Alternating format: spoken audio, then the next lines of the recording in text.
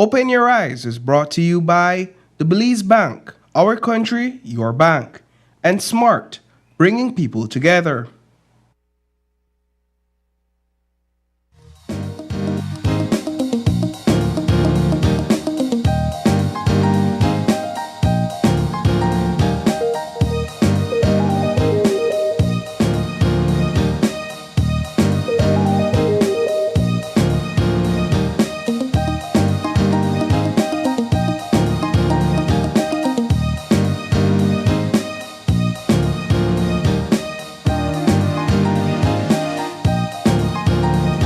Live from Channel 5 studio in Belize City, it's Open Your Eyes, Start Your Morning Right with your hosts, April Martinez and Desani Caetano.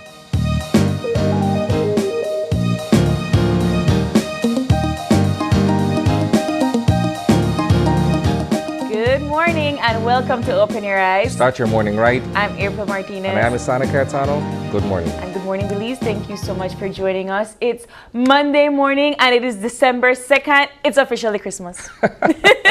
I'm excited. It's been official Christmas since the 20th of November. You know, that's what some people would say, but I finally put up my tree and so now I could say it's officially Christmas. Well, I haven't put up the tree or any decorations as yet. Annually around this time, we have certain projects that we do around the house, including major cleaning, and then we put up the trees, the lights, and do everything. Do you else. wait until like the November 20th to start shuffling things around? No. I'm someone, my kids call me Grinchy because I'll wait until December 10th or 15th to put up any Christmas tree, even though I was being harassed over the weekend to take down the tree. If you have to take it out at the attic first or wherever and then kind of like dust it off and ensure that everything is clean before you put it up. So it takes like 3 days to put up a But tree. I'll tell you what is essentially my requirement. Uh-huh. And I've gotten used to it over the past 15 years, I'll see, right? Okay. I have to go to Mikado All and right. do that walk. All right. And pick out curtains and all of these other things. Well, I just stand by and you know, Yeah. let the woman have her way, so to speak, right? We have certain traditions at home where dad handles outside, right? Handles all of the construction. Whatever the house look like outside, it's dad. Yeah. And then my mom and I, we take care of the inside and the tree and all of that jazz. For the most part, it's the same thing. Yeah. I take care of all the landscaping and all the outdoor stuff. And then I leave the inside for, you know, the woman and the kids. But let them have their free reign. It's always I think this is the part that I really like because everybody has like their little task to do and we're also proud of it after it's done. But Isani, speaking of trees, why don't we jump into our What's Buzzing topics this morning and talk about more Christmas in our What's Buzzing segment.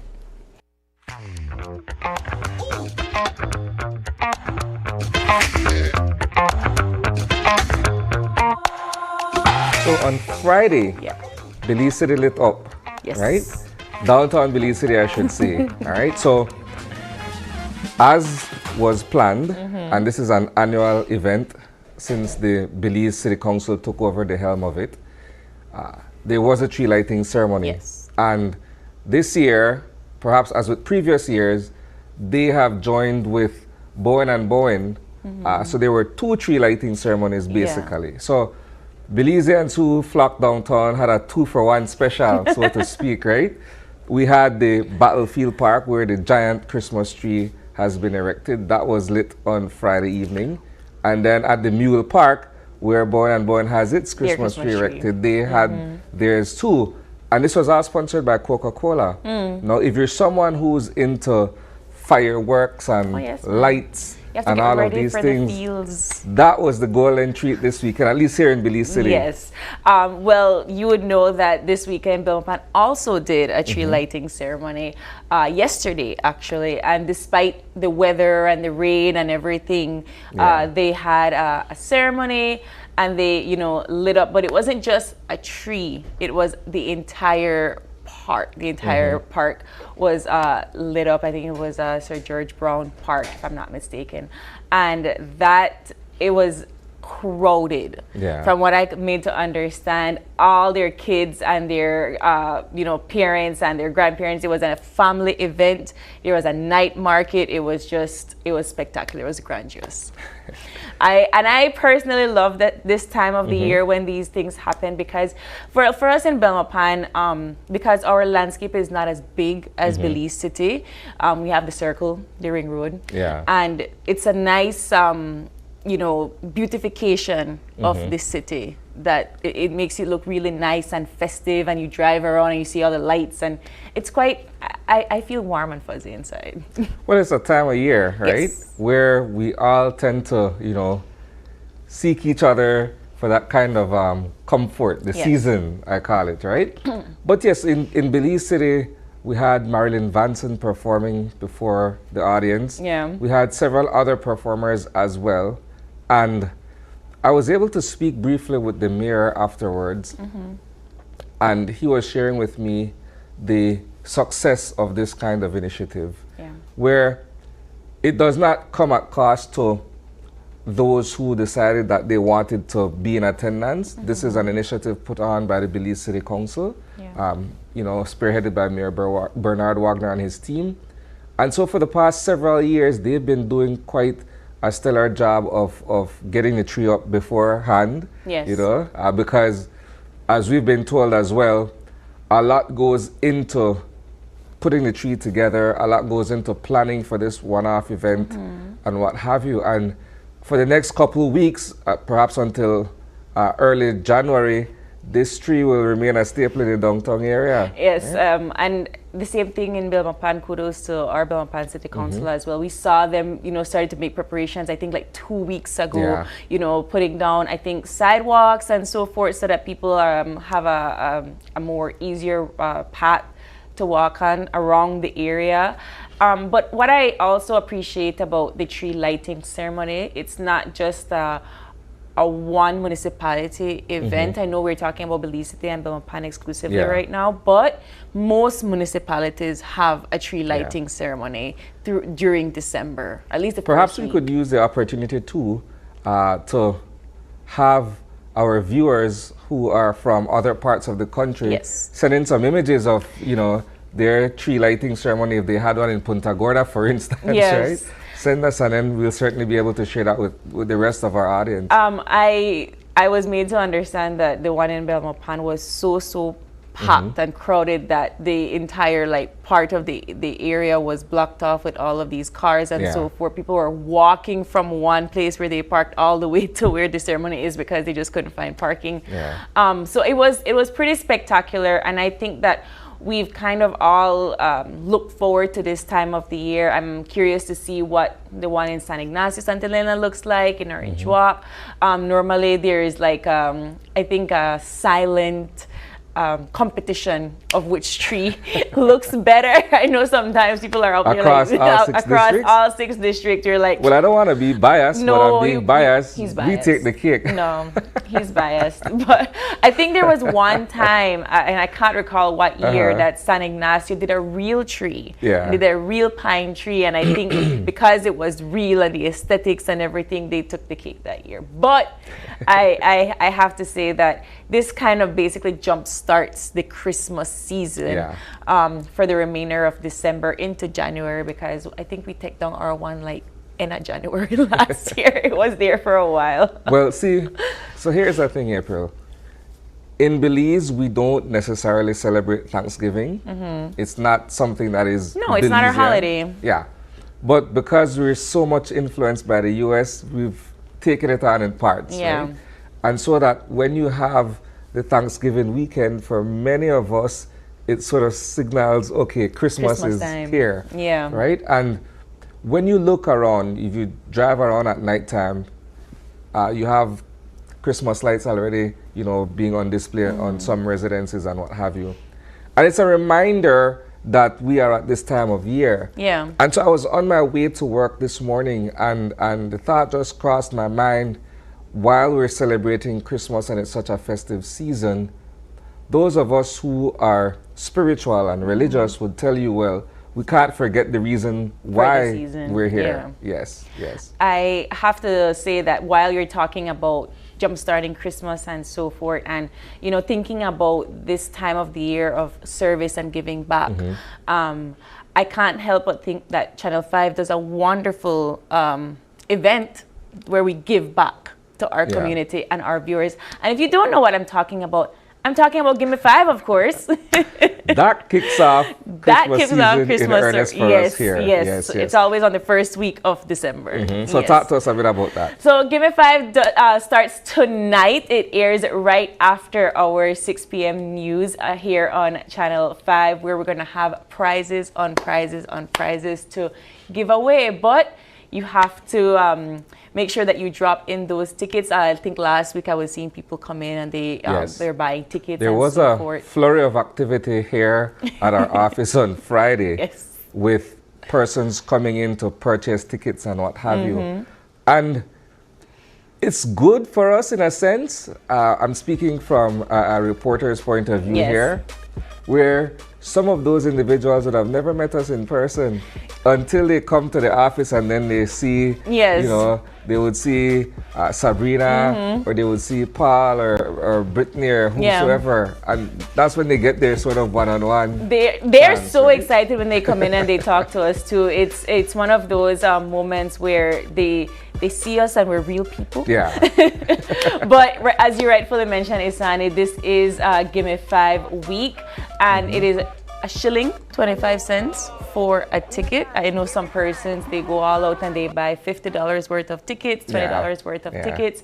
And that is just a drop in the bucket to win some of these wonderful prizes that we have in store for all of our viewers. It's an annual partnership with the business community where we join forces to give back, right? And so it's a very, very simple and straightforward process. Once you have purchased your tickets and they're in the box, stand by, and when you get that call, don't say hello. You see? Or no say we're gonna, and say, give me 5. I've only ever hosted the show one time, and I'm still surprised up to this day that people still say hello or what's up, or and I was talking to my coworker and I said, nobody calls me at night, no, because my work hours stop at 5, right? So if somebody calls me at night and it's Give Me 5 week, I'm gonna say Give Me 5. Now, if you didn't purchase a ticket, don't expect to get that call. You're not gonna get that quite call. Simple, right?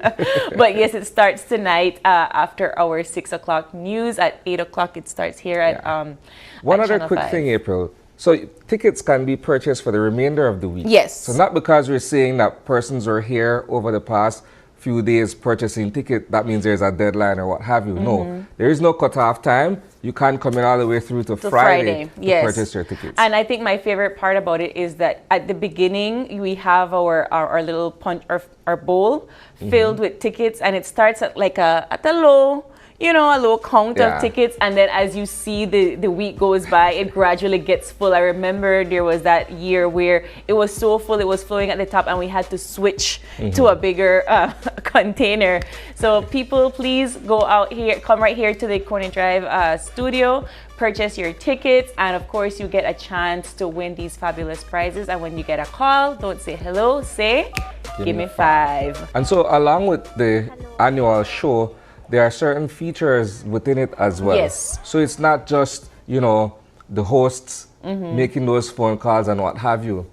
You will have certain segments where we feature other businesses, perhaps some performing artists, and other things that happens within the context of Give Me 5 that you, the viewers, should look forward to. I'm looking forward. I like watching, and it's always a fun time to see the businesses come on and talk about the wonderful collaboration that they have with us here at Channel 5, and of course the viewers and the wonderful guests that appear. I always look forward to watch the comments, because people might not be purchasing tickets, but we're just all entertained. It's a family fun show. So remember, it's going to be live right here on Channel 5 after our 6 o'clock news at 8 o'clock p.m. And that does it for our What's Buzzing section. But it is Monday, and so what we do here every Monday, Sani, is that we bring our viewers the eye on the news.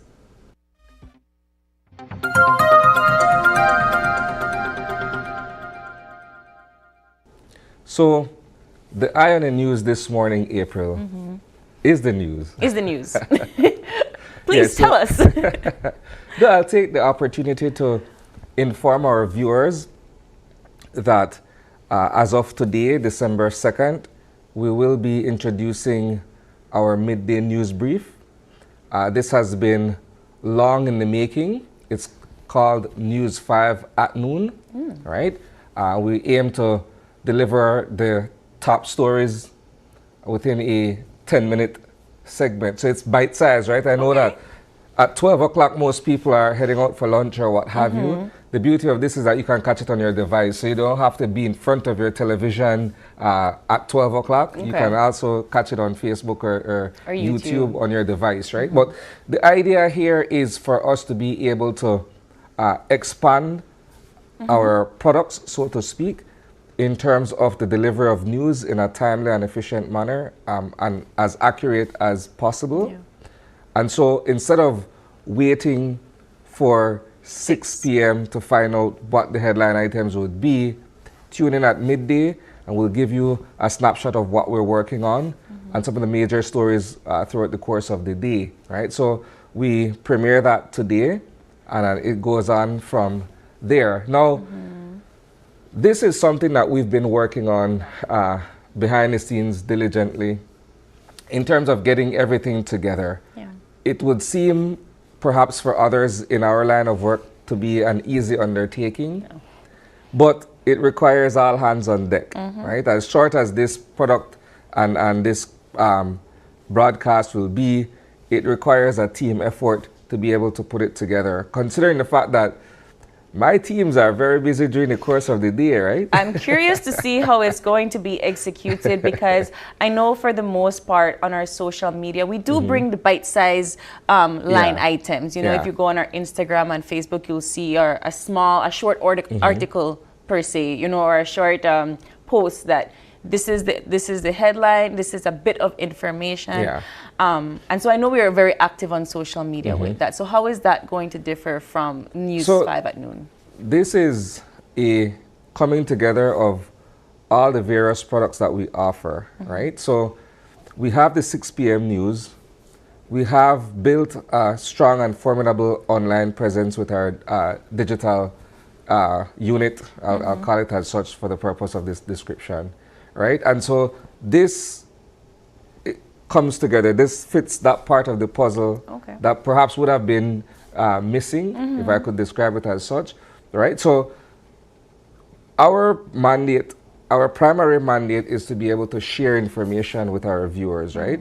And I guess from the very beginning, from, I don't know, 35 years ago or so when the company was formed and we had our first newscast, that was the idea to be able to do so, upholding the tenets.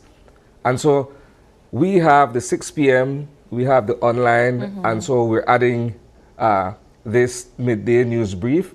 And I won't let the cat all the way out the bag, but we have other products coming in the new year as well. So it's just that we've decided to bring this one up a bit earlier so that going into 2025, we would already have a foothold with it. I really appreciate this though, because for our, loyal Channel 5 viewers, they will say, we watch Open Your Eyes at 6:30 in the morning, and we definitely keep it on Channel 5 to watch the 6 p.m. news. And it kind of is this ongoing news sharing kind of channel where we're always able to provide this amount of information rather quickly.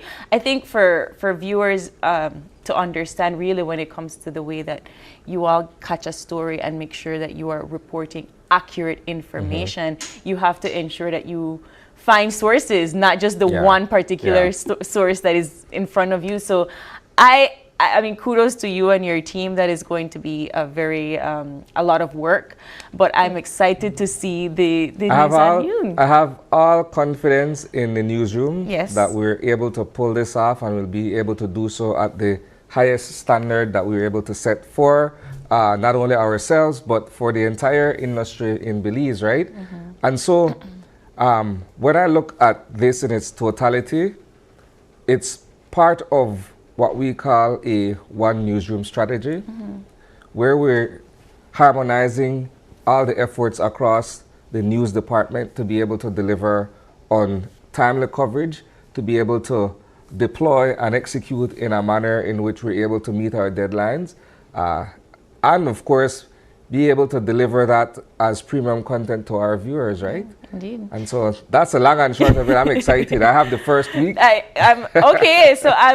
As of today, if I click on Channel 5 on my TV at 12, I should be watching News 5 at noon. And so I'm particularly happy and excited simply because over the past few years, our viewers would have come to appreciate the fact that we're adding a lot of other content to our newscasts, right? So we have our features. We have like, Sports Monday. Yeah. We have Culture Tuesday. We have the 5-point breakdown on a bi-weekly basis. And we have Belize Unreal.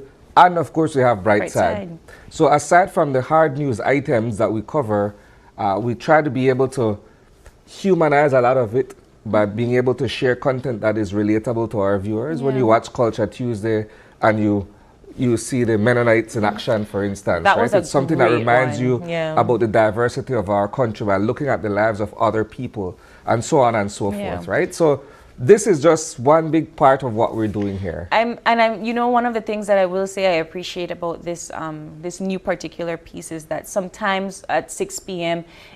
an hour is not a lot of time to run all of the news items that you would want. And sometimes it spills over the hour. So this is also a great way of comparting the time. So. And so I'll segue from that to another part of our discussion this morning. So many would know that over the weekend there was an accident that happened in the Orange Walk district involving some students who were off to Orange Walk to play in a basketball tournament, a high school tournament. And a number of them, regrettably, were injured, varying degrees of injuries, right? So there's a fundraising activity to be able to assist with the medical expenses for these kids. And it's heartbreaking simply because this is a situation where these high schoolers were on their way to participate in a tournament, and this accident happened, and it injured virtually everybody that was in that vehicle heading to Orange Walk. And my understanding is that one of the kids is in a coma. Right? Now, certainly we will have more details on this by midday and, of course, subsequently by 6 p.m. But, man, my heart goes out to the families involved because they now are scrambling to draw on financial resources to ensure that their children are able to recover from this. And the school, you know, itself has to reach out and say, look, you know what, we also need to be on board in terms of, you know, recovering from what transpired here. So these are the students from Ocean Academy in Keycocker. And this is a relatively small school. And so for them to be able to compete in an athlete basketball tournament in Orange Walk was a very big deal for these kids, you know. And I think that, I believe from what I am made to understand, that they had the accident around the Carmelita area in Orange Walk, where one of the vans, because it was two vans, one of the vans, the tires at the back blew out and the vehicle flipped. Fortunately for the other van, nobody was injured, but for this van, all the kids, including the driver, was and who is a teacher, was injured. So the kids are in critical condition. The one kid in a coma. We are reaching out to anybody that can assist.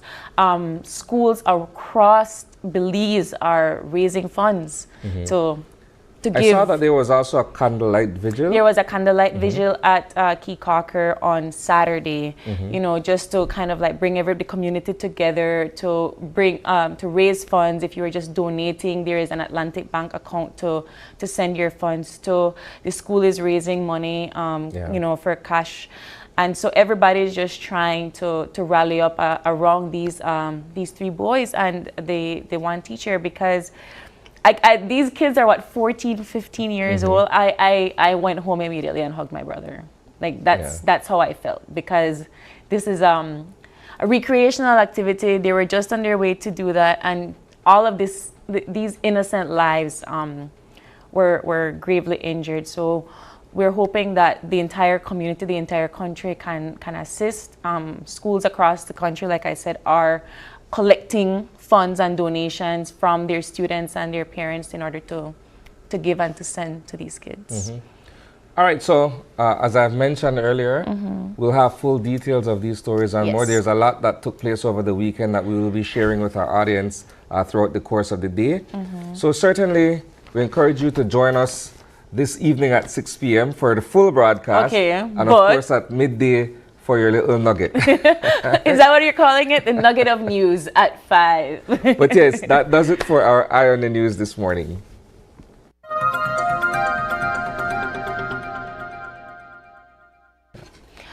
And with that, Isani, we have been teasing the nippy weather. It was raining a little bit over the weekend. And so here's a weather update from the folks at the National Meteorological Service.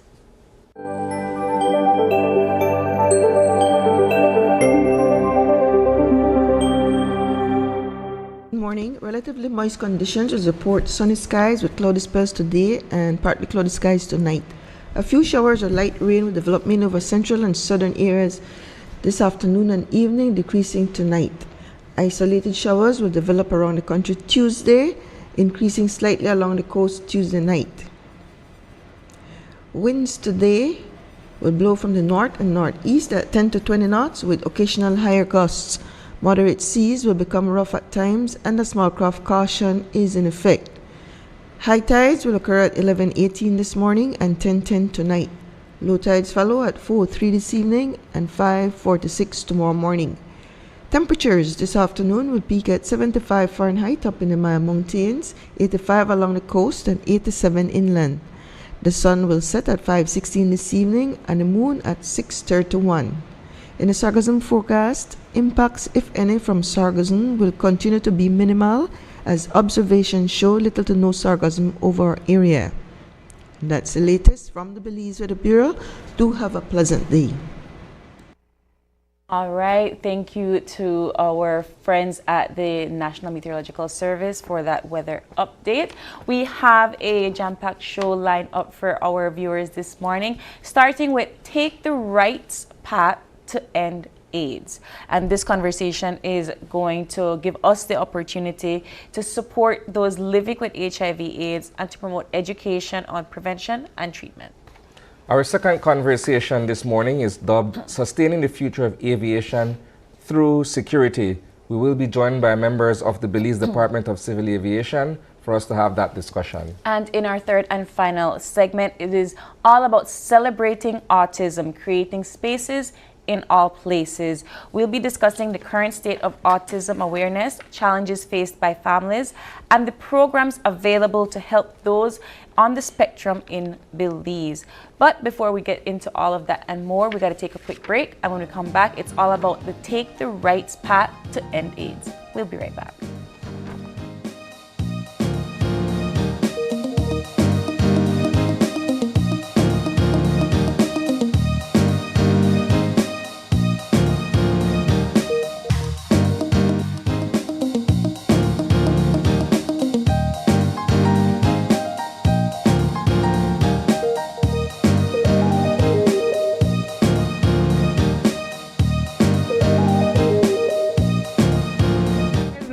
I'm the coordinator of the Benga House of Culture Niche. Before the Belize Bank online service, I had to travel to San Ignacio because we don't have a branch, a Belize Bank branch in our community. Now with the service, I can conduct my transactions at the office, at the comfort of my home, just anywhere in the world. It has made my life much easier. I would recommend the Belize Bank digital services to everyone and anyone. It gives you back your time, it's highly reliable, it's available 24/7, and it just makes your life easier.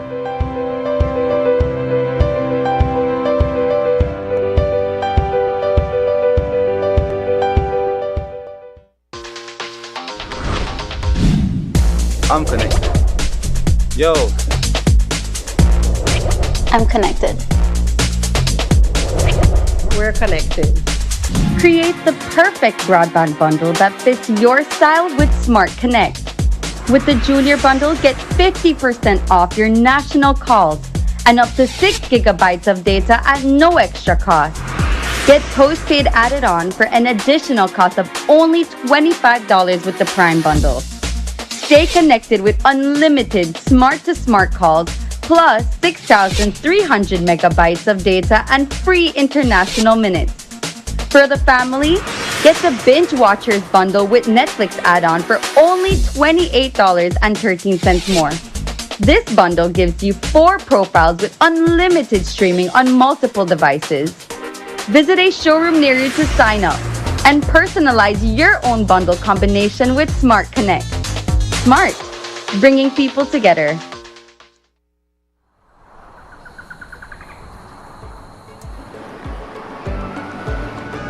In Belize, diversity is our strength. From the vibrant streets of Corozal to the serene beauty of Punta Gorda, and from the charming town of Benque to the breathtaking views of Half Moon Cay. We are a tapestry of cultures, traditions, and perspectives. But amidst our differences, there's one thing that unites us all, that defines the essence of Belizean identity. Our love for this land and sea we call home. Our Belize Barrier Reef is more than just a natural wonder. It's the lifeblood of our nation, the foundation of our culture, and the backbone of our economy. Every lobster caught, every conch harvested, every tourist enchanted, every investor satisfied, every proud homeowner, and every taxpayer. They all depend on the health and vitality of our marine environment. I may be out on the water every day, but I know that my livelihood is tied to the health of the reef. We all depend on it. As a tour guide, I get to share the beauty of a reef with visitors from around the world. But I want future generations of Belizeans to experience it too. Fresh seafood is the heart of Belizean cuisine. I want to continue creating delicious dishes that celebrate our local flavors, sustainably sourced from our waters. In Belize, we may come from different backgrounds, but we all share the same dream, a thriving marine environment capable of sustaining us all. Together, let's work toward that future, a future where we all thrive.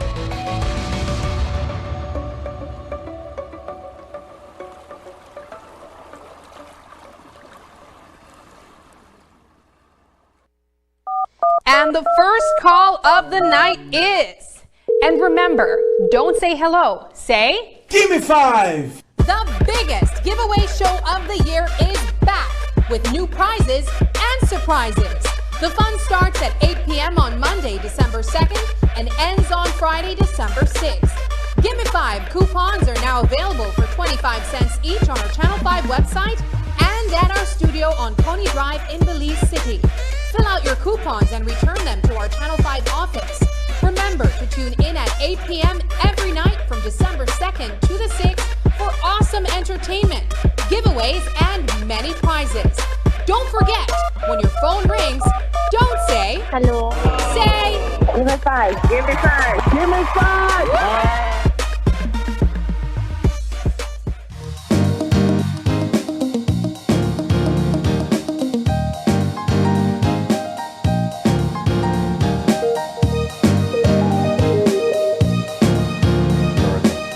And welcome back. We have been joined in studio for our first conversation this morning by representatives of the National AIDS Commission. We have with us Program Manager Adriana Altuche. Good morning. Good morning. And she is joined by Romario Pech. He is a paralegal with the Human Rights Commission. Good morning, ladies and gentlemen. Let's begin by talking first of all about the annual commemoration of World AIDS Day. Perhaps that sets the backdrop for us to have a further and a more detailed conversation about HIV/AIDS and its effect in this country. Okay. So we celebrate World AIDS Day December 1st every year. Unfortunately, it was on a Sunday, so we actually did a soft launch on Friday. And the theme this year is Take the Right Spot.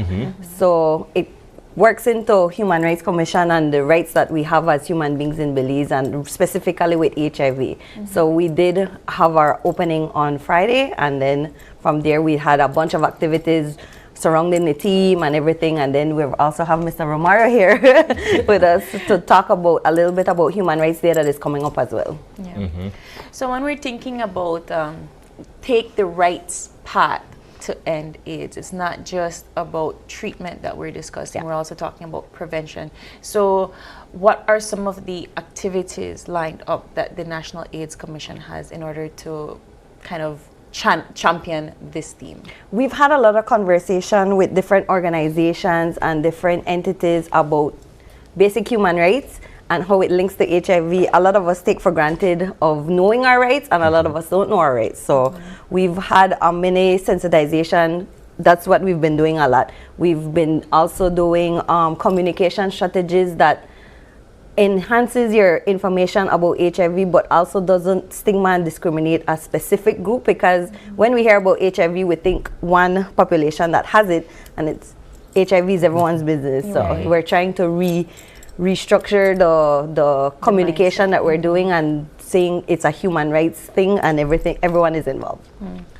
It is interesting because when you look at the way HIV/AIDS has been covered in this country, we've come a long way, naturally. Because I could recall back in the days when stigma and discrimination was so prevalent, and there wasn't perhaps an effective way of being able to tackle that.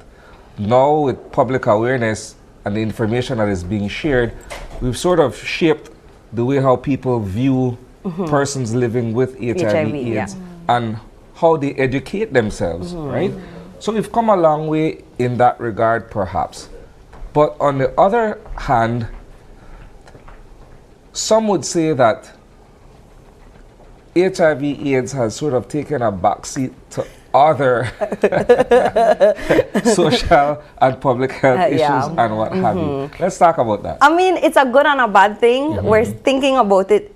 It's taking a backseat because it's not such a taboo subject anymore. It's a manageable disease. You take your medication. It's just like hypertension and diabetes. So it's something that someone can live with forever and just have a normal, healthy life, of course, on their medication. So that's the conversation we've been trying to push, because we've had statistically 3,500 persons in Belize that know their status, and we see the gap, because out of that 3,500, we only have about 600, 700 that are taking their medication. So that's the gap that we're trying to bridge as well, to making sure that persons that are living with HIV know that the medication is free. You need to have that conversation with your social worker, with your family and friends, so you could take the medication and live a long and healthy life. Do people still get tested regularly? Are people still going? Okay. And then we've had initiatives. We have been working on the self-testing kits. So that's another initiative that we're trying to fully force into the field, so everyone could have that kit at home, do it with this privacy of everything at home, and then come back and report it. But doesn't that kind of contradict the taboo concept? Because I recall that when we would do the clinics at schools and so forth, at the university, where you would go in, and if when you want your results, you have to go quietly in another room with the nurse, kind of just like, to ensure that nobody knows your results. And that kind of puts a strain on those that actually, kind of feel away when they go and get tested. The private test, don't they give that similar feeling? It does. Like I said, it's always a good and a bad. We're encouraging people to take rights of their own health. So my health has nothing to do with Romario's health. My health is my health. So if I want to take that initiative and do the test, I need to be the one responsible and go and get that HIV test. Whether I want to do it in a facility, and then let's be real, we're tired, we have a lot of work sometimes, so it's just easier. The concept is to just pick up and go, and then do it where we have time and everything, because we don't want people to have a rushed HIV test and they're sitting there nervous and then they go about their day continually. So it's From the point of view of the National AIDS Commission, paint for us a picture of how AIDS looks in Belize in terms of mortality rate, in terms of persons accessing treatment. I know you've mentioned that we have as many as 3,500 persons living with the disease in the country. Well, what are we looking at in terms of the overall impact of that? We have about roughly 100 deaths a year. But that's HIV related, because that's another narrative that we're trying to rewrite. When you hear someone dies of HIV, they're like, oh, it's from AIDS. It's not necessarily AIDS you're dying from, it's from the HIV related sicknesses that comes with the disease. Okay. So a common flu could take someone down. We've had COVID outbreaks so many times, so that was a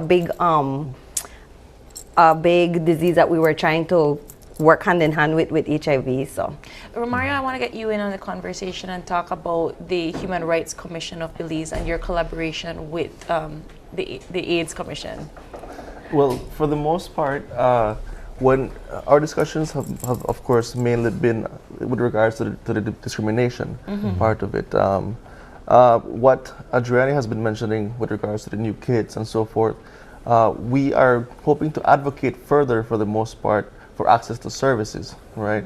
And how this intertwines with human rights is basically giving persons like an empowerment, for the most part, you know, to be able to be to access health, for the most part, in an ethical manner. While it's very important that we advocate health for these individuals, it's still, of course, a public health matter, and public health is human rights matter as well. And so this is mainly the discussions that we have had with the National AIDS Commission, for the most part, and well, there hasn't been much talk with regards to legislative support, but that is something that we been working on.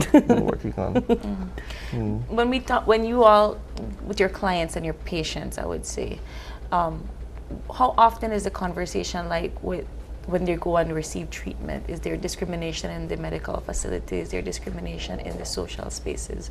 There have been forms of discrimination, so that's one of our targeted audience that we've been working with the healthcare providers, from the lower to the higher matter. We've done a lot of sensitization. We've also worked with Ministry of Labor, because we do have HIV policies across with companies. Not everyone has, but we do have. So we kind of have like peer helpers and peer educators in the workplace that could help, because these are our coworkers that we see every day. So we're more comfortable talking with them. So we've had like mini HIV 101, what to do, how to access services. This is your point person if you need someone to go further and contact. So that's the initiative that we've taken as well this year. Wonderful. And how does that work with the Human Rights Commission? They do their Human Rights 101 too, because like I mentioned before, a lot of us don't know our basic human rights. And when we do our sensitization, that's the most fun one that we have. We're like, can you tell us some of your rights? And the basic one that we always go to is land and housing. And I'm like, what about health? So it's a conversation that we keep having, we keep to need having in the spaces that we go to. Yeah. It's interesting you'd say that, because as you mentioned, Adriani, oftentimes when we discuss human rights, we don't think about health and how impactful that is, perhaps as the primary right, because if you don't look at what affects you in terms of your personal or physical health, then you can't be able to access land. Everything else. So, but the irony of it for me is that, as you mentioned as well, not enough people know about their human rights where health is concerned. So my question to Romario is, what is that process like in terms of being able to enlighten and of course to raise public awareness where that is concerned? Education is definitely important, and it's something that we have been trying to approach for the most part through outreach. We are currently, I would say, focusing a lot of support with sensitization sessions. We just to mention also, we get support from UNHCR, and so part of the population that we also include as a vulnerable population while we educate persons are asylum seekers and refugees, because these are persons that can also be in contact with, and so including the most vulnerable populations in our community. This is where we would approach as well as it comes to education and outreach and communication, of course. So trying to make the message, spread the message across the board for the most part. When you're talking about education outreach, how does that conversation take place in certain schools? And I ask that because a lot of schools don't like to talk about sex, and they don't like to talk about safe sex, and in fact some of the courses don't even include that in their curriculum. That's true. So that aspect of it is very much taboo. So how do you even engage in, okay, this is AIDS, but contraction and prevention and all of that? How do you even start up with that type of conversation? Most of the schools that we work with, they contact us. So it's a part of their curriculum, because I do believe HIV is in the HFLE curriculum that they need to. So it's kind of like a buy-in. We say, hey, we're going to talk about HIV. We're not giving out condoms, of course. We're having HIV tests for kids. But we have a buy-in and say we're going to talk about abstinence and everything. And then from there, we slowly but surely get there, because, again, it's schools and everything involved with the curriculum, so we try to balance it, but not too. The thing is, sex education is imperative because we're living in a time where everybody they have access to everything. We're living it and what have you. So why not from an earlier age begin to educate so that the kids could make a proper decision if they are faced That's with one that. of our buy-ins. So we're saying we're providing them accurate and proper information, because, like you said, our kids have access to information, but it might not be the correct information. So that's a way of our buy-in as well. Just like to coax them a little bit and be like, hey, we're gonna give them accurate information and so forth. So So you all had a soft launch for World AIDS Day on Friday, but what are some activities that we can expect from the AIDS Commission throughout this week, and then we get into Human Rights Day? We're still doing HIV testing, because a lot of access to services are a lot of communities that can't reach to a healthcare facility. So there have been outreach vans and activities going out into hotspots within the country. We're still doing sensitization, and we're still doing launching of different communication strategies and messages throughout the year. Let's talk about Human Rights Day. Yes, I was just going to mention prior to that, December 6th, you'll be joining us, right? Yes. Don't forget to reach. we are going to be having basically a setup where different NGOs are going to be participating in the Welcome Center in San Ignacio, and the NAC is going to be one of them, promoting and advocating for these particular matters. But yes, with regards to Human Rights Day, and it's all leading up to that, it's because we do want to emphasize on rights as a daily thing. The theme for this 2024, this year, is Our Rights, Our Future Right Now. And so when it comes to that, we are having an activity here at the Leo Bradley Library, an open day for the most part. We also are having basically an art exhibit, which has been basically leading up from the start, November 25th, which was the start of 16 days of activism. And so we want to end off basically to tie it all off with human rights. Advocacy with regards to discrimination, with regards to violence, and how human rights interplays with that. And so it's going to be December 10th at the Leo Bradley Library.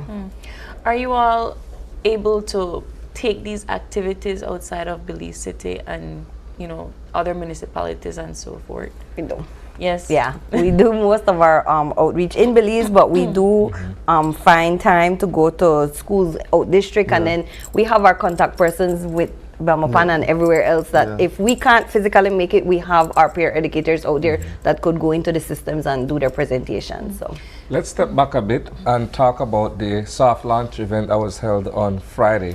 I know Friday was a very heavy news day for many of us in the business, so that may have slipped. We covered it, but we may not have given it the kind of justice. So I want you to take the opportunity right now to perhaps go a bit deeper in terms of explaining that for us. We had our lunch, and we had our two main speakers were CEO Dr. Hula Sabido from Ministry of Health, and we had the President of Human Rights Commission, because the teams was Take the Right Path. It was very small, but we had our main persons that were there that are to do the response. We also had Miss Eva Burgos, who is from Gohoven. She has been doing a lot of work with HIV as well, and specifically with youth. So she has been going around to doing testing, HIV, talking more about PrEP, the medication, and so forth. So she's been on the ground as well. And she has a wider scope. She's been everywhere. So, yeah, those were the persons there, hand-in-hand Ministry of Well as well. And then, of course, like you guys mentioned, it was a heavy day. So different activities were there. So we tried to do something very small and intimate for our partners that we work with. And then from there, it was pretty small and cute. Between you both, and yeah, this is a question for you both. Do we talk about HIV/AIDS enough? I mean, I know you do on a regular basis, but the society, it is. We've had many conversations. We've had our ups and our downs because, like we mentioned before, good and bad, we're revamping again our communication strategy because we don't want to target a specific population thinking it's just that population that has HIV. So even with our messaging, we had to go back because somehow there's stigma and discrimination that we still see in the messaging, so we always are revamping our messaging. This year, we've noticed an increase in elderly with HIV. So our messages have been changing as well to target the elderly population to get tested and do their checkup and take their medication and so forth. So it's always a revamping.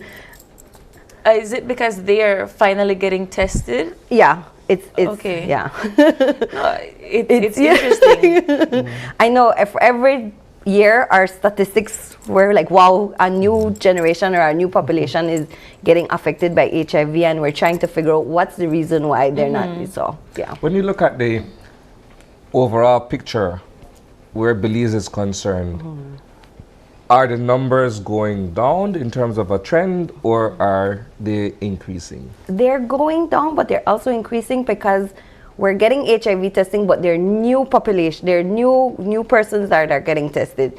So our persons that we usually test or target every year, those are going down because they know the medication, they know access to care and so forth. So their testing might go a little bit down, but they're new generation and new persons getting tested. So so we do have like a population that has HIV. And now with the way that we are able to get tested, the private tests and so forth, we are seeing an increase in persons that are getting HIV. So they probably have had it, but didn't know, and now they're getting tested. So how are we looking to, continue to get people tested regularly? Because clearly people are not. Yeah, right. We still doing the outreach because access to service has always been our issue as well. So we still do our outreach vans. We still have mini pop-ups everywhere. We have testers that we train to do outfield testing. So those are like our community health workers that could go out or come to them because, like I said, most community members know each other and they want to familiarize they feel comfy having that conversation with persons there instead of going to a facility. So we've been doing trainings for testers as well. When it comes to the treatment aspect of it, because once you are tested, there is like this anxiety of I have it or I don't. So how do you all counsel persons that our testers have a basic HIV counseling too as well. We create like a buddy system because we don't want persons to be dependent on that person as well either because we have stuff to do. So we encourage the conversation of owning your health, making sure you're getting the medication, and then just like walking them through the process and then encouraging them to do it on their own. So our message has always been HIV medication is free. So that was going to be my question. Access to medication has always been, I think, one of the concerns, right? I think when you have the conversation with the everyman and you discuss HIV, AIDS, and what have you, I think two primary two primary topics come up, right? The issue of confidentiality where testing is concerned and access to treatment once one has been diagnosed as HIV positive. And I think for me, my question has always been, how do we treat with privileged information when it comes to learning about someone's status? Because you might go to a public health facility and take a test, and you are trusting that the person who's administering that test or who has that result for you would keep that confidential to you. There's that confidentiality between with the patient if you're talking in a medical context, right? But oftentimes, by the time you come out, because Belize is such a small society, I'll text Romara and say, hey, Romara, you would never believe this. Yeah. April 6th. So that's one of the first concerns, right? Then the other thing is, once we've known that, okay, she's sick and then she's seeking treatment, the moment she goes to access the treatment, somebody else says exactly. So it creates somewhat of like a fear for people to access these services. It's definitely self-stigma because just walking into a facility, I've had it before. We had certain areas of the hospital or certain doctors would be claimed as the HIV doctors or this was the HIV. So just walking in, you would think, oh, someone is seeing me in this corner. They're going to think I'm accessing HIV medication. So it definitely starts from within. So that's why we've integrated services. It used to be way back when that there was only a certain section that would deal with HIV. Now it's every doctor has access to HIV care. Every doctor has HIV medication. So that's one of the progress that we've made. So any doctor could deal with HIV. So it's definitely self-stigma. We've had session on those as well too. The perception of, oh, I'm going in and then someone is going to know my status. In regards to the healthcare service, we're very much confidentiality is key. We have a system and we don't even have the word HIV in that system. So that's, so there's nothing that could pinpoint, oh, Mr. Romero, Mr. Drane has HIV.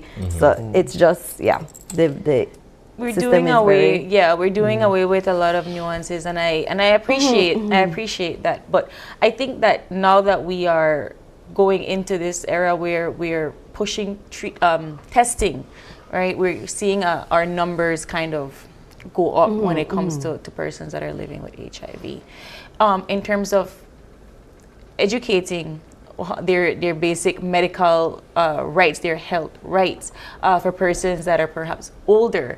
How do you all talk to these people? Because it's one thing to talk to students.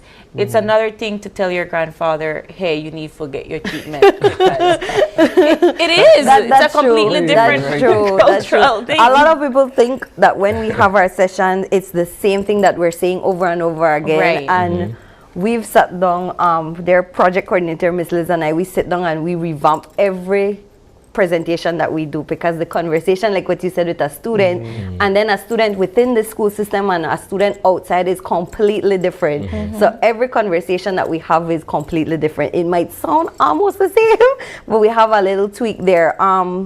With the elderly, it's mostly just to take their medication. So they're from within a system as well too. So it's usually they've bonded well with their healthcare provider. So usually because they're older, the healthcare provider will say, hey, you need to have this conversation. You have to. They're like, okay, sure. They're very much.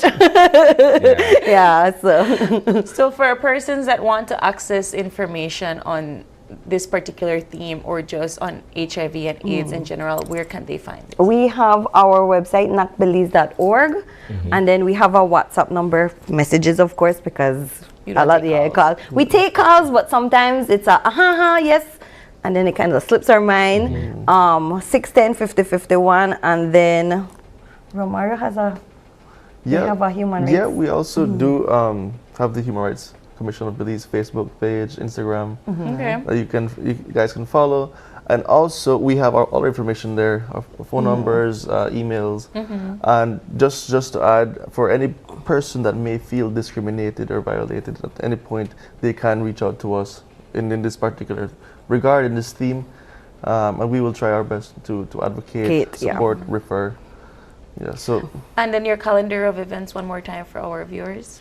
So December 6th, San Ignacio. And that's our general NGO open day as well. Then we have the following one at the Leo Bradley Library on December 10th. That's to close off with Human Rights Day. Okay, and anybody can attend. It's free. Wonderful, guys. Well, thank you so much for joining us this morning, and we wish you best of luck for your activities for the remainder of the month. We're going to take another quick break, and when we come back, it's all about sustaining the future of aviation through security. You don't want to miss that conversation. We'll be right back.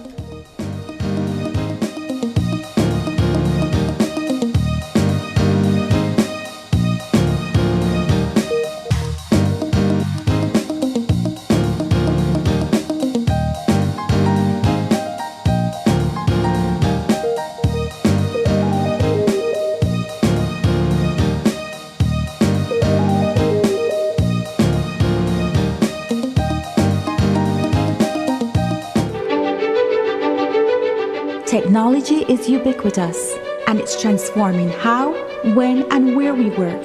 Fulltech Systems is placing award-winning devices in the hands of information workers, allowing them to work without compromise in a world without wires, to innovate, create, and to maximize productivity anytime, anywhere, satisfying the needs of the desk-centric remote and field worker and every other worker in between.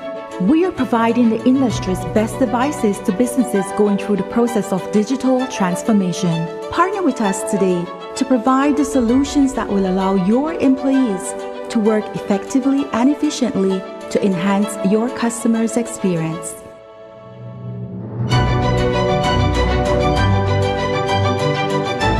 Fulltech Systems, your technology center, where you'll come for the price but stay for the service.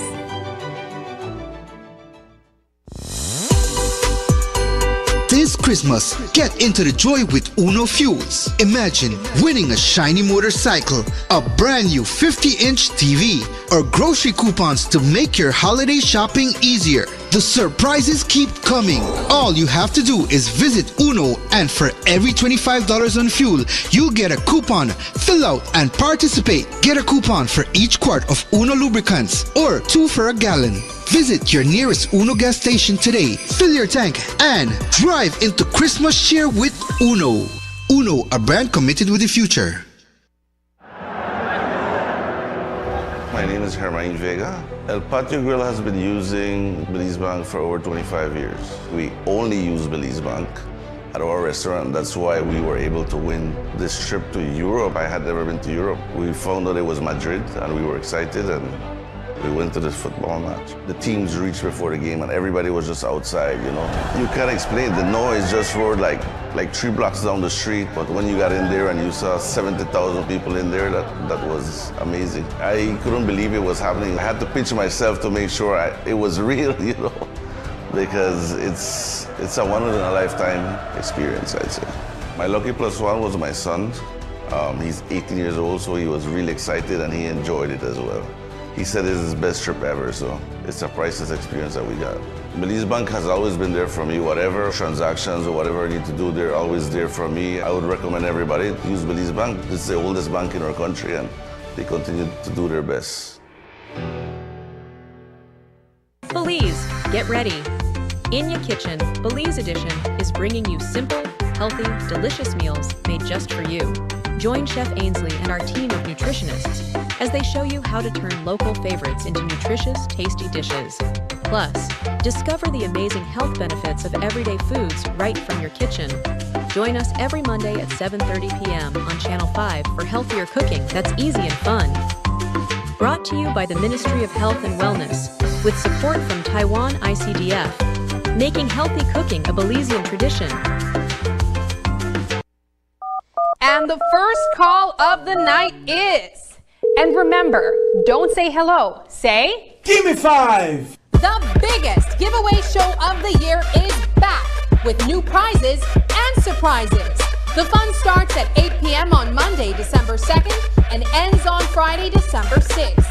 Give Me 5 coupons are now available for 25 cents each on our Channel 5 website and at our studio on Pony Drive in Belize City. Fill out your coupons and return them to our Channel 5 office. Remember to tune in at 8 p.m. every night from December 2nd to the 6th for awesome entertainment, giveaways, and many prizes. Don't forget, when your phone rings, don't say hello.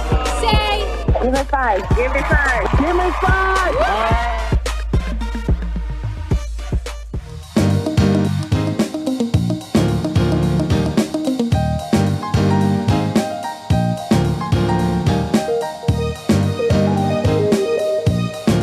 Welcome back to Open Your Eyes. We are here in our second conversation for this morning, and it's all about sustaining the future of aviation. We have joining us the director of the Belize Department of Civil Aviation, Mr. Nigel Carter. Good morning. Good morning. And State Safety Program Coordinator, Ms. Imelda Bautista Guerra. Good morning. And the Deputy Director of the Belize Department of Civil Aviation, Mr. Stanley Gideon. Good morning. Good morning, ladies and gentlemen. Good morning, ladies and gentlemen. Indeed, we're kind of having a brief chit chat on the sustainability aspects of aviation, but it is all surrounding International Aviation Day. Correct. So let's start with this date, Mr.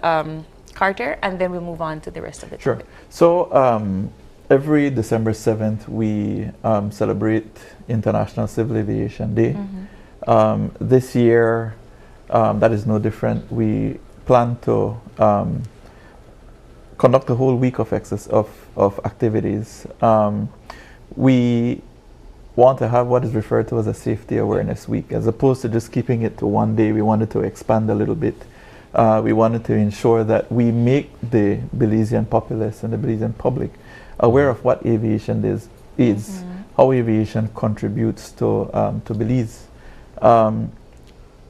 You may know that insofar as tourism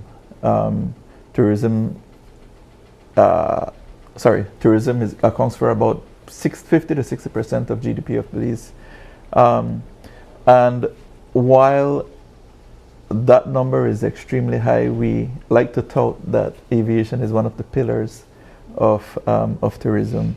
So about 80% of all passengers that come to Belize, they get on an airplane and move from one place to the next. And so you could obviously see the importance of aviation in Belize. But unfortunately, a lot of us, we don't really understand how aviation functions. It happens in the background most of the time. And so we wanted to take an opportunity to bring it to light. We feel that communicating a little bit of what aviation is will lead to more awareness, more safety awareness, people understanding a little bit more.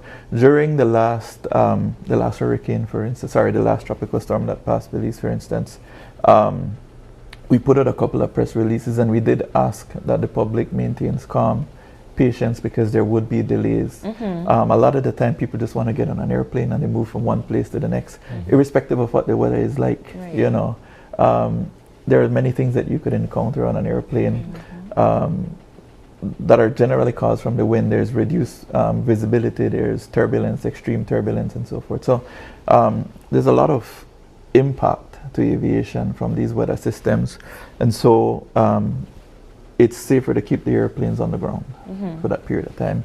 And so generally we try to ensure what we want from the public is just their patience to understand that there may be delays in flights, there may be cancellation of flights and so forth. So again, this week is geared towards some public sensitization so that we can continue to make it safer now. Insofar as safety and sustainability, the department has several strategic objectives. In aviation safety, obviously we want to make skies safer. It's done through the implementation of new rules, continued capacity building, as well as technological advances. There is the increase or making skies more secure. There's a difference between safety and security. So obviously, security is at the airports. We look at ensuring that, again, three basic pillars: capacity building, technology, and policies. So we want to ensure that the security officers at the airport are well trained. We want to ensure that the equipment continues to be modern and up to date. I think you would see that the folks at the international airport have installed new X-ray machines at the different checkpoints and so forth. So these are continued advances that are being done now. Insofar as governance, we strive to ensure that we continue to make working with the industry more efficient, because the introduction of the new technologies, the introduction of more aircraft and so forth, they all lead to safer skies. So we try to do it in a way that is sustainable. Let's get Stanley in on the conversation here. As a pilot, you've logged quite some flight time and some hours. In your point of view, how has civil aviation grown in Belize? Believe it or not, we have grown tremendously. When I first started out flying, imagine Municipal was a little 1,800-foot runway. It's now 3,100 feet of runway. The infrastructure, runways have started to improve. We have moved from a system where it was just reporting position. Now we have a secondary radar that allows us to aid the pilots in giving them situational awareness. Hopefully the capacity increase of the radar system, where we're trying to integrate weather, allows the air traffic controller. It's not completely down pat yet, but we're getting there. The level of equipment that we use now in aviation has grown significantly. When I started out, it was a thing called NDB, which uses radio frequency, believe it or not, AM frequency to help us guide us. And we're now moved from LORAN system, which was ground-based technology that we kind of siphon off the United States to global positioning satellites, which GPS. And the caravans that fly around here, a lot of them are being updated with the latest G1000, which gives the pilots a great situational awareness of where they're operating, enhanced with autopilot systems and stuff like that. And what the department is hoping to do along the way is eventually we have a project where we want to integrate what we call highways in the skies that will network all these smaller runways that we use a lot with Dangriga, Placencia, Punta Gorda. Allow the pilots a way to fly in and out safely, and not in the days when I used to fly where you kind of 500 feet and you got a decent visibility at 2-3 miles and you're trying to get into your destination. But like I said, we have come a long way. The pilot training has significantly increased. Each company has a training program that they go into every 6 months, and they go into it with enthusiasm. So we're keeping the level of aviation here in Belize, amazingly, one of the best in the region. Now you are a pilot and you understand all of the technical jargon that goes into civil aviation, and I could see how all of this definitely benefits those that are a part of the industry. But how, as a civilian, why should I care about International Civil Aviation Day? That's an amazing question, because I could get into that for a very long time. Please, this segment. But why you should be concerned and really appreciate what the department is doing and what the airlines are doing is that we have steadily increased the level of safety, where the confidence of the pilot, the confidence of the industry to get you from point A to point B without any incident or horror stories along the way. And I don't like to expound on that because of obvious reasons. But we have moved in such a direct, positive way that I think the flying public in Belize appreciate what the pilots do. We appreciate what the airline do to make sure that their equipment is safe to fly. And the department, of course, are regulators, but we try to be proactive. We don't want to be there with the hammer. We like to engage and be proactive in as much way to make sure that we get the word out that safety is our paramount, and we try to be very engaging. So again, from a passenger standpoint, it gives them the ease to know that when you jump on a plane in Belize, pretty much safe.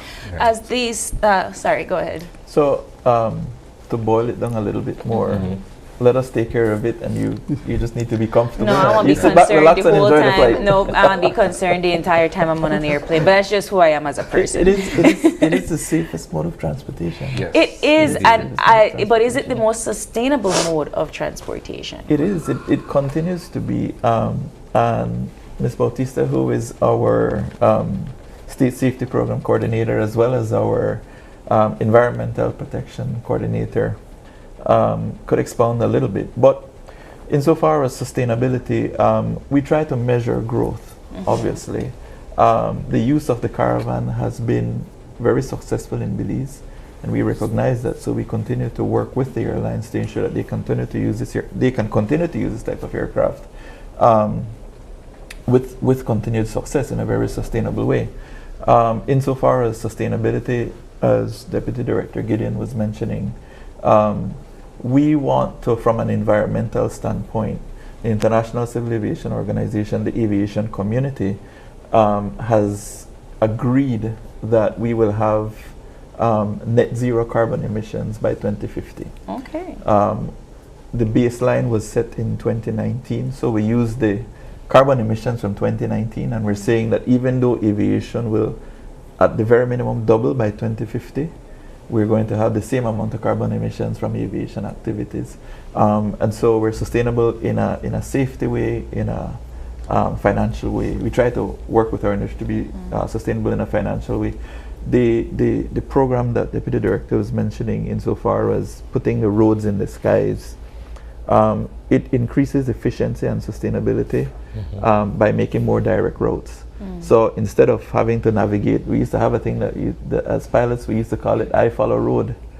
You take off and you try to find a road, and it'll help you get to Dangriga or where you want to go in bad weather. Now we want to create the direct routes, and so barring any significant weather phenomenon, you can fly direct from point A to point B.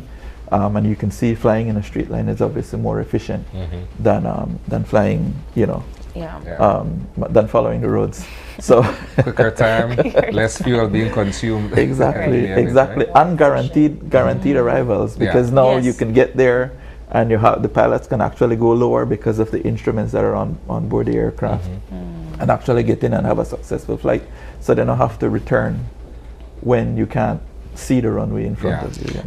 Imelda, I wanted to get your intake on this and kind of expand a little bit on what Director is saying, because your title is State Safety Program Coordinator and Environmental Coordinator. When I didn't think hazardous environment, I do think airplanes. Sorry. It's a lot of fossil fuel.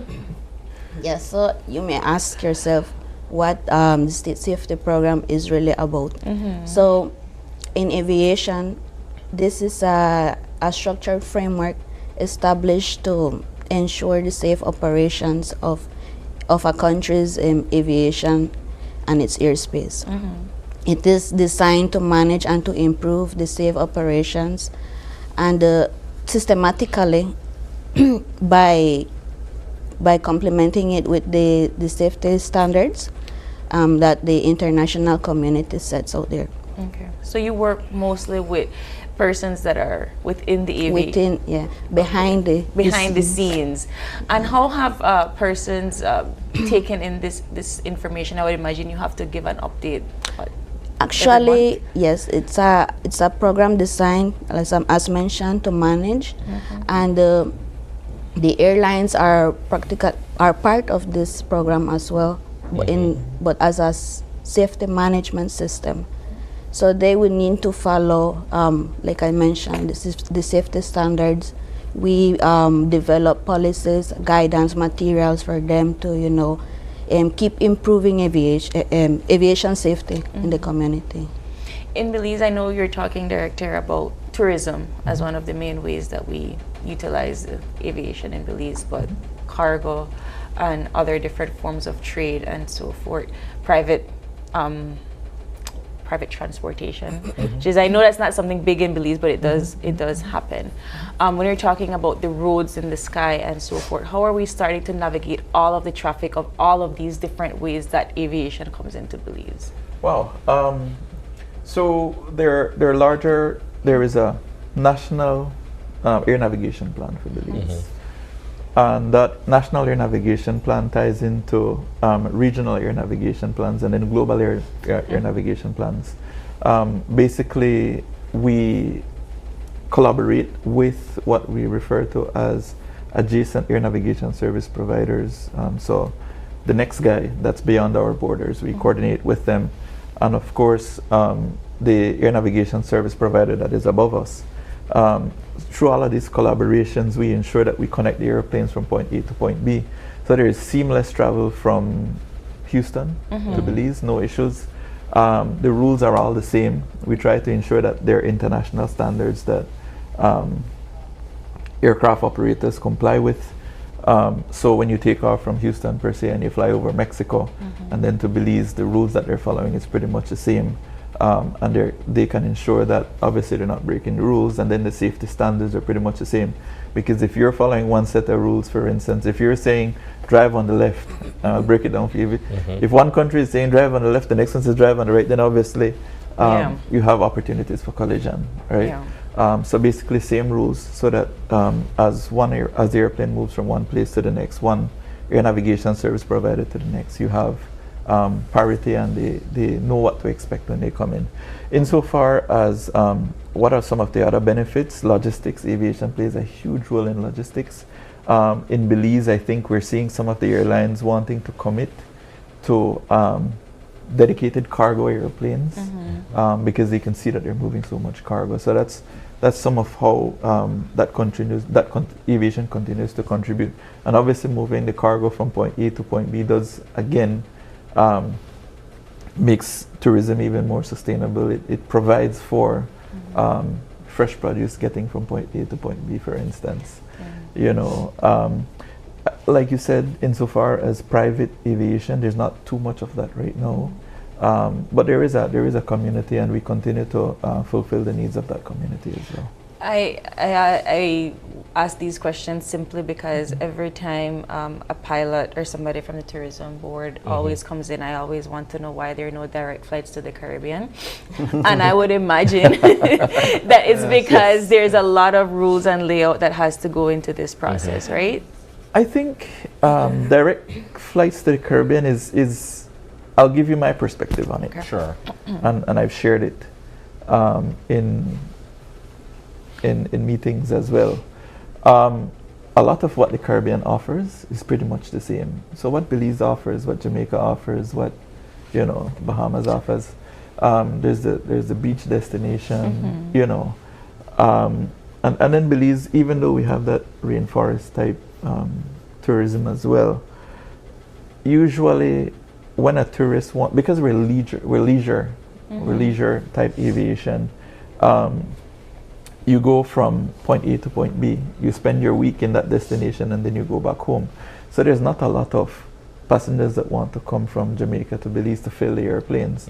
If you look at perhaps economies, population, and so forth, the level of business between Jamaica and Belize, for instance, or Bahamas and Belize, for instance, it's not that high, unfortunately. So you can't sustain that type of aviation activity. Okay. You understand? If there was a lot of tourism, and again, even when you jump on an airplane between the US and Belize, you find that the vast majority of persons on the airplane are tourists, right? And it's the same in many of these destinations as well. So if you can't get the tourists to go from Jamaica to Belize, from Bahamas to Belize, or from any Caribbean destination to Belize, you're not going to fill the airplanes. And if you can't fill the airplanes, it made no economic sense to the airlines, and so they're not going to provide for the destination. That's my personal view on it. No, it makes sense. It makes sense. Very rational. Yeah. Point of view. So let's go back to International Civil Aviation Day and the different ways that your department is celebrating and educating the public. What line of activities do you all have apart from just educating your personnel? Are there any plans to raise awareness for the general public? Sure. So again, there's a lot of outreach that we want to do. We feel that educating everybody, we feel that it's important to inspire. So we're doing tours at different schools. I believe we have about 8 to 10 different schools that we have lined up that we'll be visiting with a team. And hopefully that team can inspire the youth to pick up a career in aviation. Also, we will send a safety message with that as well. So we will be doing that.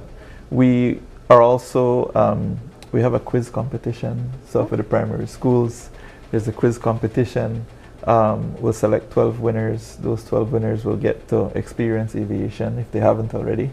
So we've partnered with the local airlines, and they'll be offering a tour of the Blue Hole. So you get out and see the Blue Hole on an airplane. We have, for the high schoolers, we have an essay competition as well. And so that's lined up.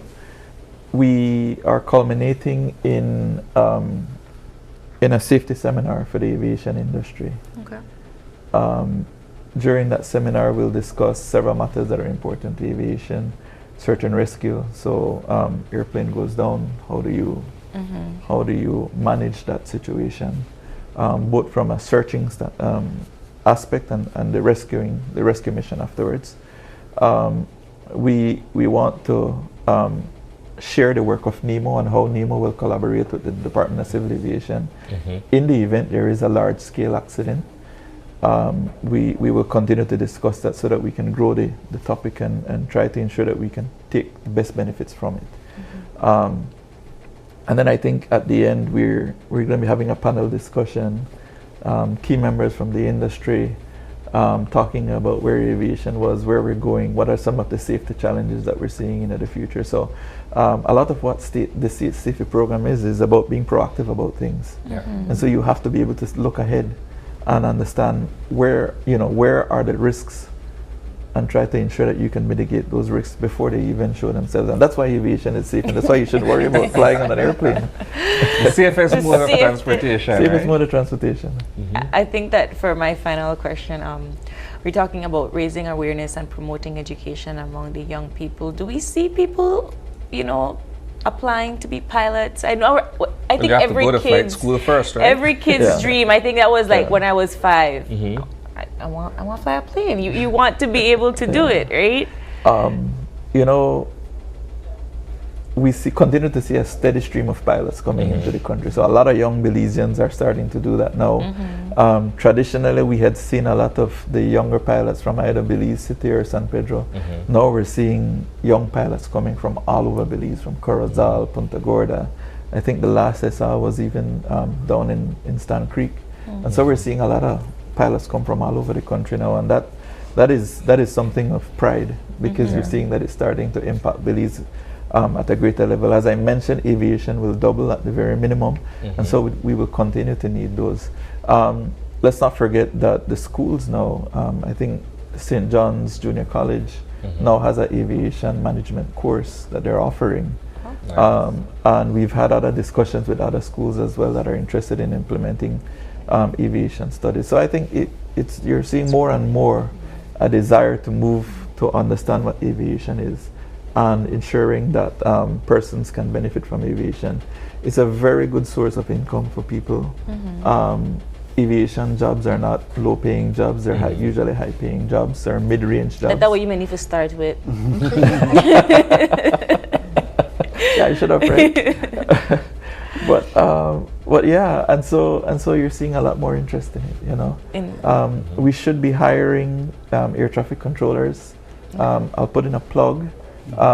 We're accepting applications for air traffic controllers at the moment, and so very very soon we'll be hiring some more air traffic controllers. We're trying to look into the future, and we're seeing that flights are coming in later and later. So eventually we'll have to go to 24 hours air traffic control. That was going to be my next question, because in Belize we have like a 8 to 5 almost, airport. We're at 6 to 8 right now. 6 to 8 6 to 8, right? Yeah. So it's becoming this growing industry in Belize, where we'll have midnight flights at this point. We'll get there. For final words for our viewers, for the competitions, and for perhaps if they want an application form for the traffic air traffic controller, where can they find all of this information? So insofar as the quiz competition, essay competition, go to our Facebook page, Belize Department of Civil Aviation. You can find out how to apply. We've also sent out information to the schools So the schools have that information. Insofar as applications, the government website is always available for you to make applications for those positions. And final words on International Civil Aviation Day. Wow. International Civil Aviation Day is a day of pride for us.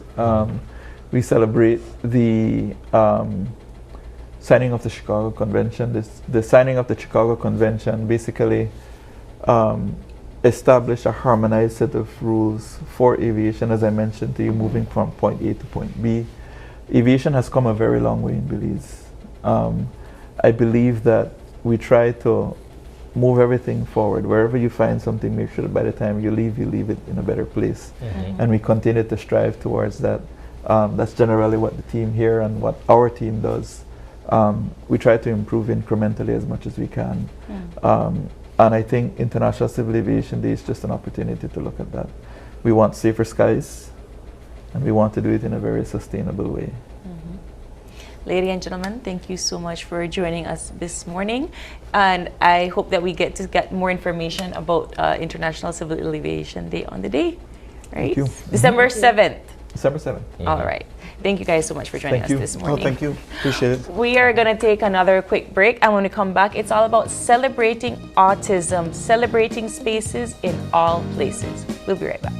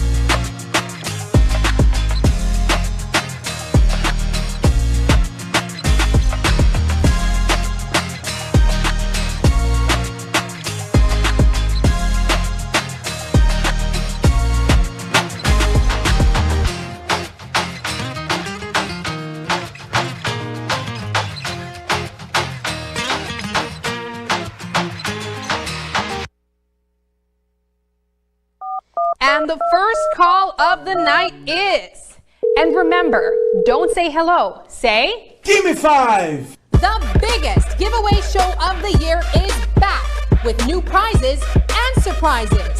The fun starts at 8 p.m. on Monday, December 2nd and ends on Friday, December 6th. Give Me 5 coupons are now available for 25 cents each on our Channel 5 website and at our studio on Pony Drive in Belize City. Fill out your coupons and return them to our Channel 5 office. Remember to tune in at 8 p.m. every night from December 2nd to the 6th for awesome entertainment, giveaways, and many prizes. Don't forget, when your phone rings, don't say, "Hello." Say, "Give me 5. Give me 5. Give me 5."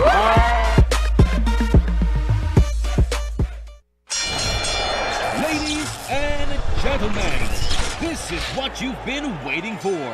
In this corner, we have the masters of limitless power and unbeatable connection. Pioneers of 4G LTE in Belize. It's the undefeated champion, Smart. And in the other corner, struggling to keep up, it's the other guy. Fight!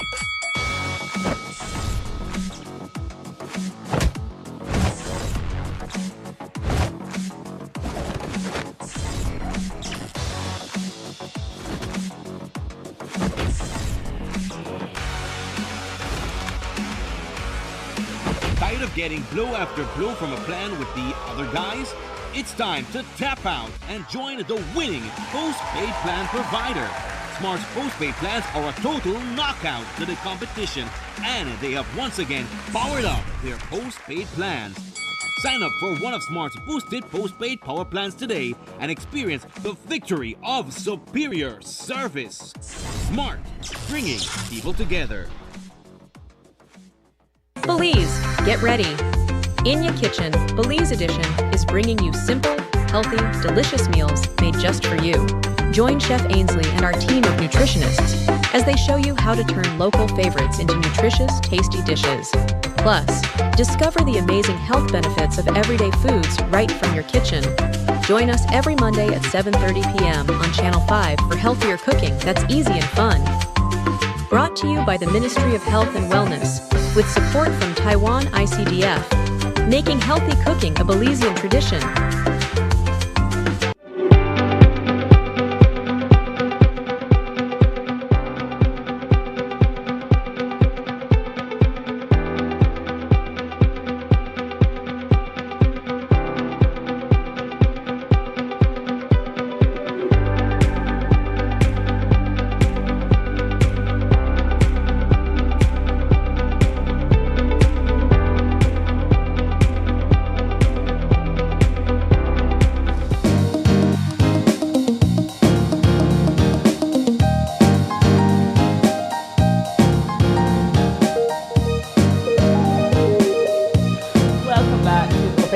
We are at our last segment and joining us for the conversation is Special Education Coordinator at the Ministry of Education, Culture, Science and Technology, Ms. Christy Almeida. Good morning. Good morning. Good morning. Good morning. And we were currently talking about it is Disabilities Week. Disability Awareness Week. Disability Awareness Week. So the theme is creating our new dawn, celebrating. Sorry, because you screwed me up. Okay, celebrating our new dawn, creating spaces in all places. Awesome. So yeah. Okay, and how I know that there is not just special education. No, this is a collaborative effort. Actually, this week, 9 different organizations have activities going on. The committee itself is about 15 different organizations that work with persons with disabilities. Okay. And just to point out for the theme, it's the Celebrating Our New Dawn is because the disability bill will be signed into law tomorrow, December 3rd, International Day for Persons with Disabilities. Finally. Yes, so that's what we're celebrating and how we can create spaces. There are a lot of different organizations, Autism Belize, BAPTA, Belize Assembly for Persons with Diverse Abilities, Camp Sekanza, Ministry of Human Development, Families and Indigenous Peoples Affairs, of course, because of the law, Ministry of Education, Culture, Science and Technology, Special Olympics Belize, the Inspiration Center, the Association for Persons Who Are Deaf, and I'm missing one, and UNICEF. And UNICEF. So those are the 9 organizations that have events that started yesterday with the church service and will go through till Saturday. Okay. Let's talk, because you're also representing Autism Belize. Yes. Let's talk about some of the activities that you are all putting out for this week as well. For us, we've launched a door competition. So we're asking schools, the classes to decorate their doors, hopefully incorporating the theme.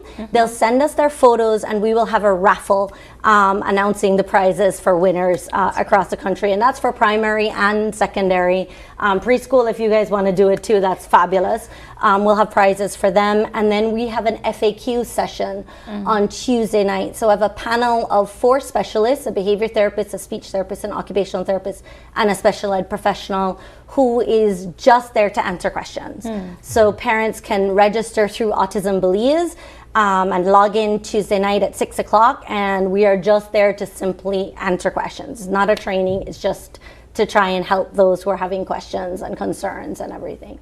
So that's what we are doing there. How important is it for us to have this conversation where we're taking into view and context persons living with disabilities and how society embraces these population? It's extremely important, and every year we do this week and we do fabulous activities, and I still feel every year that we kind of fail because we end up preaching to the choir.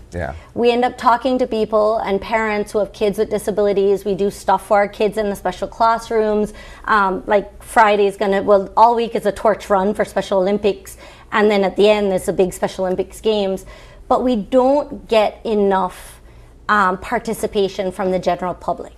And honestly, that's who we need to target. with this new bill, which will become law, businesses are going to have 12 months to become accessible. Are you all accessible? So that's something to think about. We have That to means talk we need about to perhaps put a ramp in place. a or ramp, an elevator, Yeah. accessible bathrooms. These are things. Companies now, there can be benefits for those who hire persons with disabilities. We're trying to get more inclusion there. The Ministry of Education has to take seriously what supports is provided in all classrooms. Accommodations are listed in the law, so teachers can't say anymore, no, if this you can't have a reader or a scribe or anything else. It is going to be law as of tomorrow. So yeah, we've got a sample there of a breakdown of the law, but these are the discussions that have to be had this week, because it's not just now about a law that can protect us, but businesses, the society, organizations need to understand, because we all need to know what we have to do to make sure that we are following the law, the letter and the spirit of the law. Almost shifting cultural norms. It is. Because we are so used to things being we think is accessible for everybody, and then when we find a different abled person that does not have the same access, we feel weird about it, but then we don't actively do anything about it either. And so this is the week to talk about it, right? It might make you feel weird and uncomfortable because you don't know, and it's okay, because we don't know what we don't know. But now is the time to learn, and we all need to learn. You know, how about transportation and getting around? So these are the conversations we have to have. Those with severe disabilities who are locked in, are they getting the services that they need?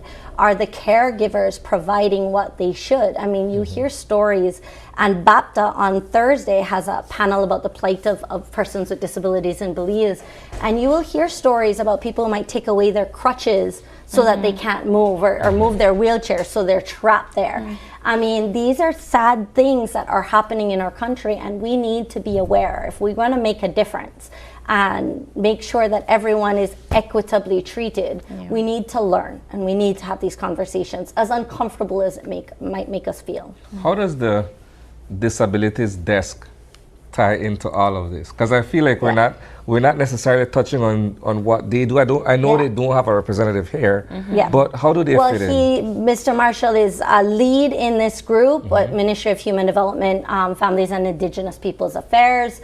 He's been working very heavily, again, with organizing the National Special Olympics Games on Friday, which will be at Marion Jones, and they have a health forum. They also have a discussion, an online discussion on Saturday. But Mr. Marshall was the lead for the disability bill.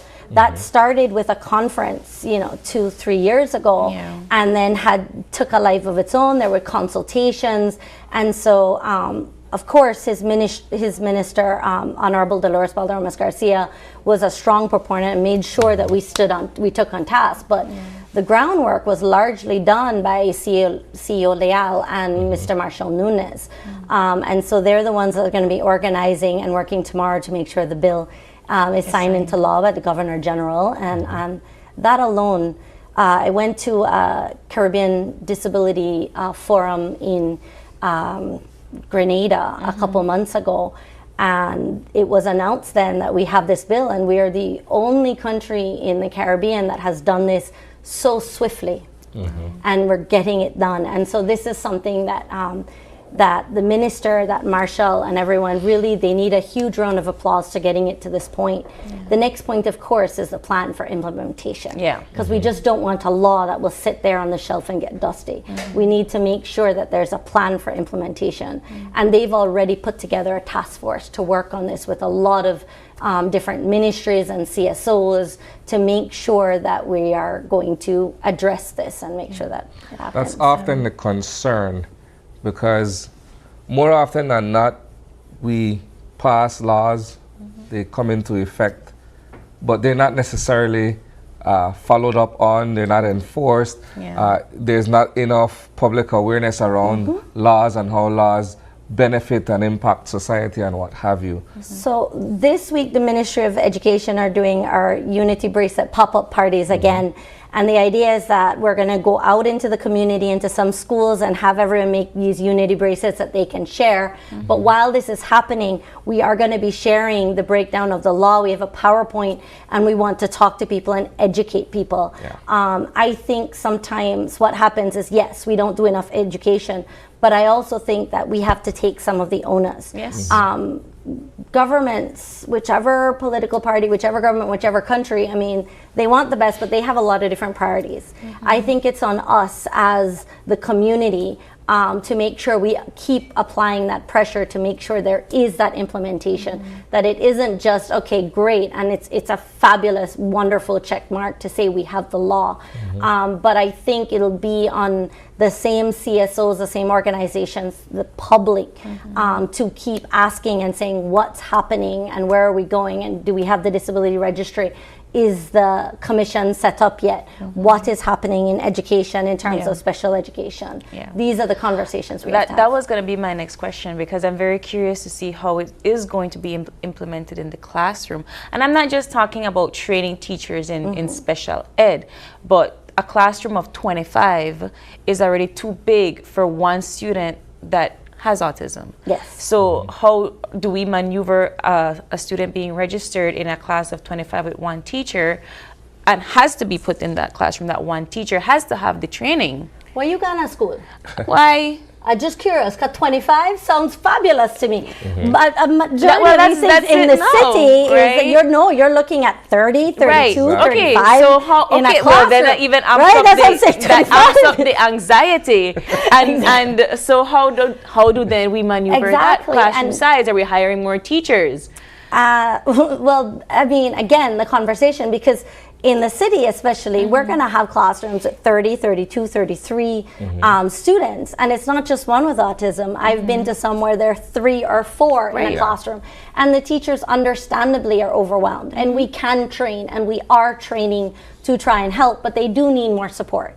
I think the bill puts us in a really great time to start talking about a special education and inclusive education policy. And we've been working with Caribbean Development Bank to create a policy framework and strategy. And that was just approved by CARICOM the end of October. And our minister completely supported the document. And so what's going to happen now is January, we've got to do our own consultations on that. Because in terms of that, we have to start thinking about paraprofessionals, about resource teachers that can help with these things. But unless it becomes a policy and in our education rules and it's written down in black and white, we can't guarantee that it's going to happen across the country. And so this has to be the first step. And I get it. I had a parent message me over the weekend saying her child's in a special ed classroom, but they're only going for a short period of the day because of the number of kids to the number of teachers. And this is the way the teacher is doing a fabulous job. But this is the way she can do intense intervention with the child. But she feels her child is now ready for more. And the only way she can see this happening is if she pays for a parapro. And again, I mean, according to the letter of even the education rules right now, that's not the spirit of it. She shouldn't have to. But until we get this in writing, until we can do that, and these conversations are happening at all levels of the ministry. But until we can get this, we can't guarantee that those teachers who have 2, 3 kids with developmental delays or behavioral issues or whatever in the classroom are getting the support and are able to balance our neurotypical with our neurodivergent children. So January we'll start doing consultations across, because the policy framework was done complete collaboration looking at the Belize system, but we now have to make sure we completely adopt it and that everybody's ready for it here. So that's the process that now has to take place. Let's segue, perhaps digress even a bit. Now, you're a parent who has a child who's autistic. Share with us, perhaps from a personal point of view, how beneficial this entire framework that's to be implemented is for you as a parent. It's actually emotional, because every parent, even when you come graduation time, you guys have showcased stories of those that graduate who are valedictorian, like Alyssa last year who is blind. You know, we've had some of these stories, and they're token stories. They're the average of what's happening there. And even these stories, for every one of these success stories, there's a parent who has pushed and fought and had such a hard time getting through the system and ensuring that their child gets what they need. It is not easy for a parent to go through this. I get what the teachers are going through, and I know that the large number of kids, and it's hard, but for a parent who's trying to navigate and learn themselves, it is extremely difficult.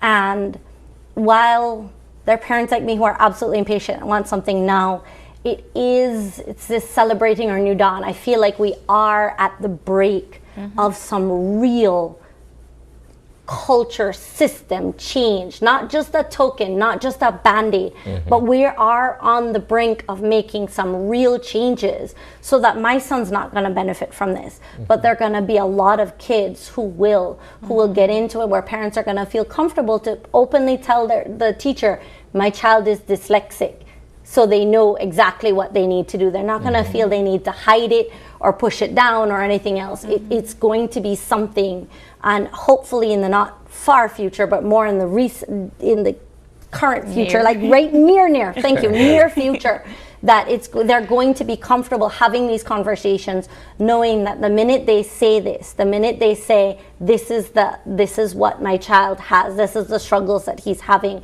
that there will be support and recognition and acceptance and inclusion, where they can have an equitable place to start with the other kids and have that opportunity to go as far as they want to in the education system. I'm glad you painted that picture, because there is still the stigma, and not just with parents but with other children as well. You know, kids will say the truth, and they will tell you exactly what they see, and they're not sure how to voice it properly, or they're not because trying. we're not voicing it. We're not talking about they're listening to us. So how does this now all fit into ensuring that our babies are also supporting as well? Because you need a friend. When you are different and everybody's being mean to you, that makes it 10 times worse. It is. You know how many of our kids are autistic teens who are in high school, who are doing well academically, are really struggling socially because of that, because they have them friends. A parent told me the other day, oh, but my kid goes to this school and they know that this child, because they've gone up from kinder all the way up, and they know that he's special and whatever. And I wanted to look at the parent, and I didn't, but I want to look at the parent and say, have you ever invited them over for a birthday party? You know that they're there. They might be a little bit nicer and kinder because they grew up together, but how included, truly included are they? You know, not just, oh, that's a special kid, we treat him nice, but do we invite him over for movies? Do we invite them over to play video games? Do we do this sort of thing? And I don't know what her answer would have been if I'd asked, to be perfectly honest. It might have been that. But we do have a lot of these kids that are, and the bottom line is we have to start talking. Right? The kids don't know unless we demonstrate. If we know the kid is special, but we're not going to address it, we're not going to talk about it, we're not going to say this, they will learn from that, and they'll be like, be dismissed, okay, just as dismissive. and be just as dismissive. They will not include until we do this. We as adults, as the teachers, as the examples, have to have these conversations and show this. It might take parents the first time to say, wait, have you invited this one? You're bringing 4 kids over, bring one more to play video games. Why haven't you? Maybe it only takes that one time. Then the child will be like, hey, this is cool. And you know, we can see that. But there's so many of us as parents who've kids went through life never being invited to a birthday party, or never coming. I stopped throwing parties for Mateo because of that. I remember throwing this big party, had to blow up this and blow up that, and one child showed up. You know, it's hard. So we have to have these conversations. And these different abilities are a wide range of you know, different neurodivergent special disabilities, abilities. I personally wanted to ask about training for the general public, because I would love to learn sign. You know, I would love to learn to read Braille, because I remember my mom having a blind student and she had to take it upon herself. But you know, it's hard to learn a new skill as an adult, or I mean even as a teenager. So how are we going to incorporate training for the general public?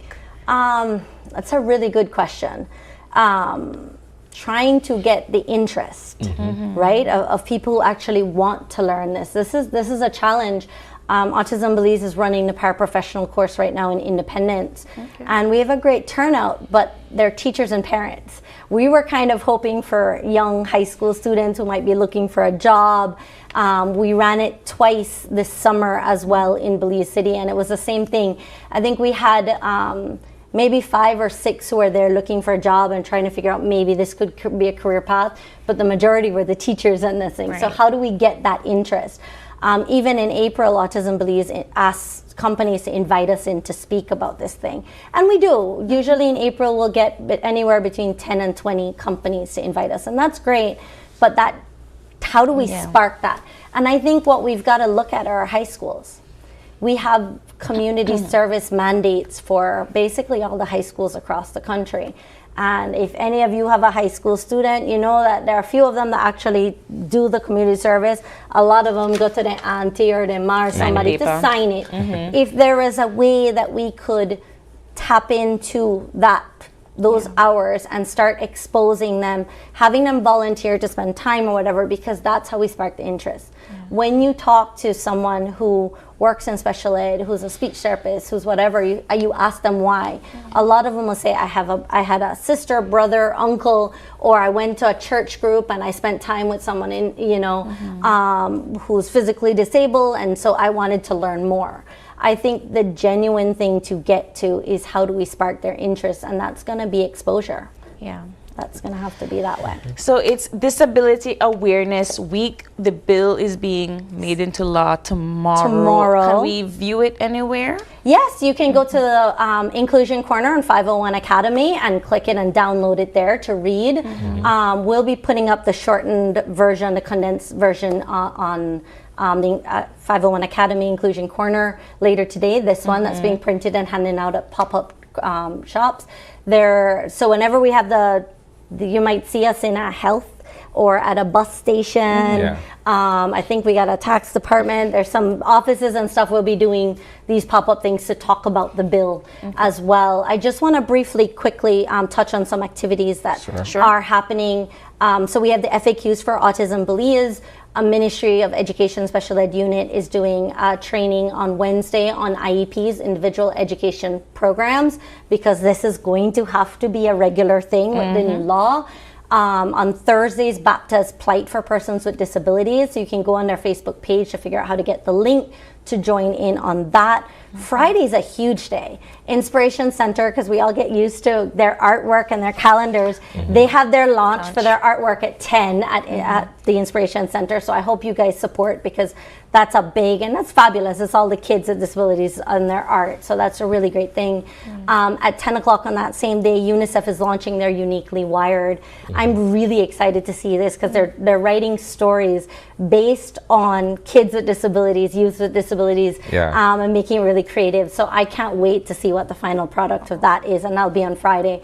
And then Friday, of course, is the National Special Olympics Games at Marion Jones. There'll be a health forum there as well. And then Saturday, BAPTA has their launch of their opening of their activity centers at the Samuel Haynes building, and the Special Olympics Belize is also going to have a forum at 6 p.m. that night. And then Camp Sequanza, if you've never heard about them, you need to look them up. They have a fully accessible park area in Benke with swings for wheelchairs and all these other activities and stuff, and they provide regular stuff so our kids can go and have a great time. And they're doing a family day from 9 to 12 on Saturday as well. So a lot of organizations are trying to do things, and if there's any way you can support, whether you know of someone with a disability or not, try to take part, take some time to learn, especially you business owners, managers, whatever. Take a look at the law. There are going to be ramifications for all of us, and we need to be prepared. And we need to figure it out. Yes, you need to be prepared. Thank you, Christy, for joining us. And we are going to be abreast of all of the activities that are happening this week, and I'm pretty sure we're probably going to be covering the signing of that bill tomorrow. So thank you so much for joining us. We are going to take our final break, and when we come back, it's straight to wrap. Don't go away.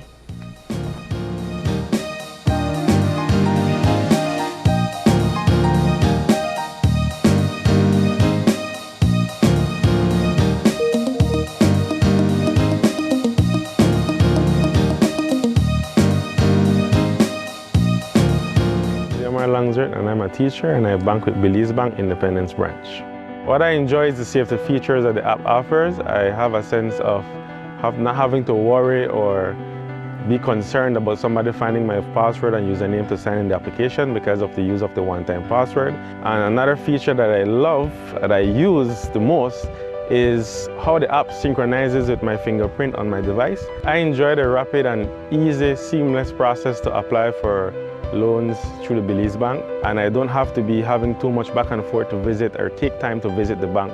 They also start to offer the online applications through the app for loan applications, which I believe is very neat. I would definitely recommend Belize Bank to other teachers because one of all the features and advantages that the app offer. With these online that Belize Bank offered is basically everything that you can do in the palm of your hand. So I would definitely recommend the bank to other teachers.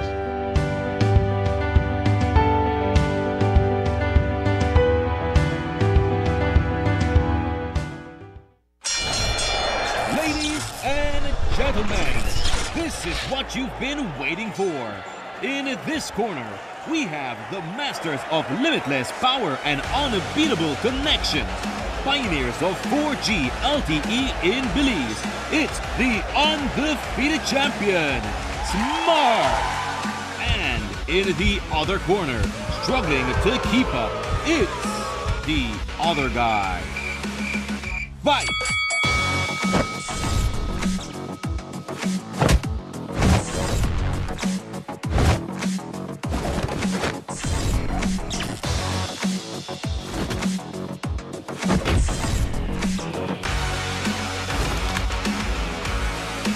Tired of getting blow after blow from a plan with the other guys? It's time to tap out and join the winning postpaid plan provider. Smart's postpaid plans are a total knockout to the competition, and they have once again powered up their postpaid plans.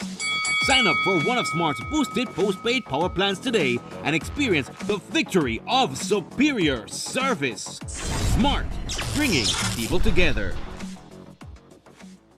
Belize, get ready.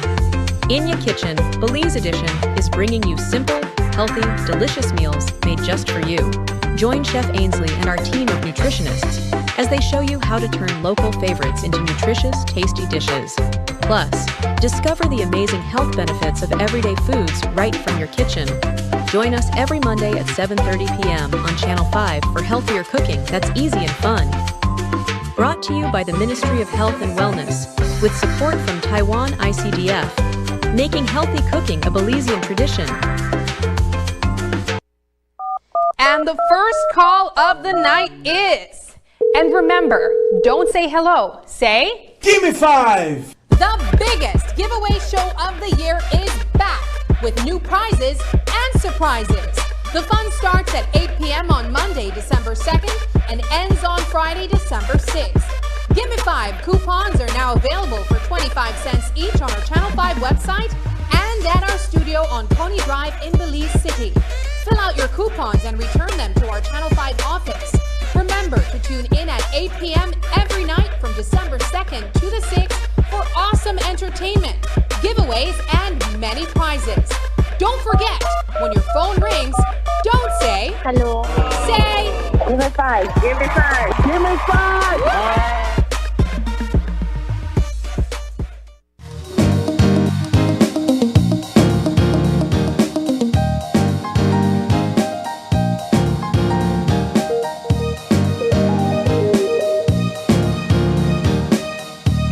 Welcome back to Open Your Eyes. We are wrapping up our Monday morning show here, and we just want to say a big thank you to all of our guests for joining us and having the wonderful conversations that we did this morning. And of course, we want to thank you, our viewers, for tuning in as well as you start your morning right here with us on OYE. It is December 2nd, and if it is your birthday today, happy birthday to you from all of us here at Open Your Eyes and Channel 5.